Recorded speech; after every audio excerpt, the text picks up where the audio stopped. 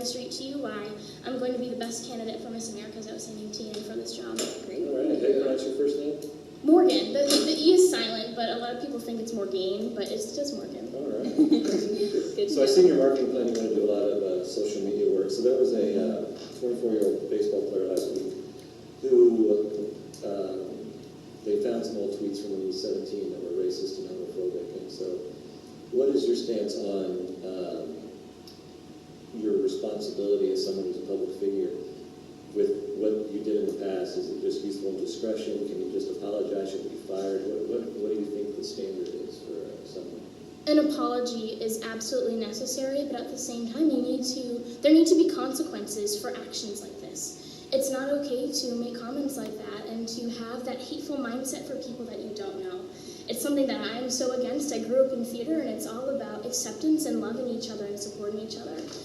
Especially as a national athlete, you are on a national platform. You need to be able to look back in the past and say, I've been my best self and I've continued to make good decisions. And yes, there are things that you can apologize for that can be forgiven, but I don't think comments like that are going to be okay. So if you were to win the competition and there was found something in your past, you would be willing to lose the crown over that? Well, luckily, there isn't anything in my past. Understood. I have been very smart on social media. You know what? I know Paige O'Hara, who played Belle in Beauty and the Beast. Yes! I actually bought her house. And, You know her? Yes. Anyway. Oh my gosh, Long story so short. cool. What's your favorite musical other than Beauty and the Beast? Oh my goodness, that's tough. I would say it's half and half. I couldn't pick one. They're all my babies. But it's half and half between Jekyll and Hyde, original Linda Eder, like beautiful belting, and also Anything Goes, but original Cole Porter, not the 2011 version, just because I love the old choreography, and I think that all of the instrumentation in that version is amazing and is totally breathtaking. Do you believe the Russians are attacking the American democratic process? And do you believe that we are handling that situation well? I do think that they are attacking our democratic process. I don't think that we are handling it in the best manner. I think that we need to stop looking at it as politicians against politicians, and we need to look at it as the United States unifying and supporting itself. I think as Americans, when something like this happens, when we have another country attacking us and looking at us, trying to infringe on our democratic rights, that we need to stand up to that, and we need to stand up to that injustice because it isn't okay. And as Americans, we're the land of the free and the home of the brave. Morgan, you have a platform. It says, say no more to domestic violence. Now, domestic violence can be a really heavy topic to talk about. I'm sure you're familiar with that. What is your plan on sharing your platform with a group of young elementary students, and how do you plan on communicating that if you're to become Miss America's Outstanding Teen? Well, in the United States, we have 15.5 million children every year who experience domestic violence, and my brother and I are two of them. So I know what it's like to be that kid living in fear and to be living through that abuse, getting that abuse and seeing it with your parents. So I've been able to talk to kids, and for kids who haven't experienced it, I explain that it's similar to bullying and that it makes you feel that feeling and that fear that you get with bullying. But it's really important that we're educating our kids that isn't okay, because I thought it was normal. As a kid, you don't know that being abused and going and doing drug deals with your dad and running with bags of drugs for him and hiding in taxis is normal. You think that is completely normal and that that's something that is okay, but it's not. And you need to make it very clear to kids that is not what a life should be like, because I never knew. So what's your advice to students if they say, they're in that kind of situation? What's your advice to them on how to handle that kind of situation? Speak up and reach out is the number one thing I always say.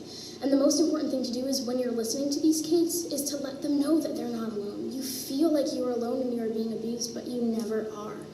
To tell the kids to speak up and reach out and to tell an individual that they trust is so important, because they don't know where else to turn, especially if they're living in a household with abuse. Once the doors are closed, you don't know what goes on in a home, and you never will unless you're able to speak up and tell someone that you trust. Recently, Teresa Okumo climbed the Statue of Liberty on the 4th of July. Yes. And on that day, she was protesting the separation of immigrant children from their parents. Is there anything that you feel strongly enough about to protest in such a way? I don't know if I would ever climb the Statue of Liberty. That's a little bold justice is so important to me. Like I said, growing up in theater, it's about acceptance and love and being okay with who you are. This year's show theme is This Is Me. And being genuinely who you are, whether that is your race or who you choose to love because it's who you're meant to love, or your religion.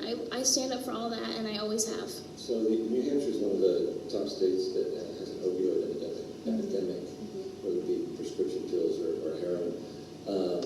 What do you think we can do to help combat that issue? I grew up with this as a kid because my dad was an abusive addict, and would make me steal pain medication for him from my mom.